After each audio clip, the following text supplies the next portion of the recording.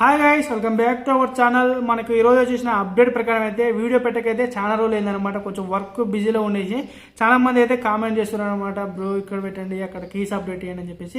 ఈ రోజు వచ్చేసి మనకి ఈ ఉప్పల్లో ఏదైతే డబుల్ బెడ్రూమ్లు ఉన్నాయో అక్కడ వచ్చేసి ఈ paint work, current work and water work అయితే వర్క్స్ అయితే జరుగుతున్నాయి అనమాట. ఇది వచ్చేసి మన అప్డేట్.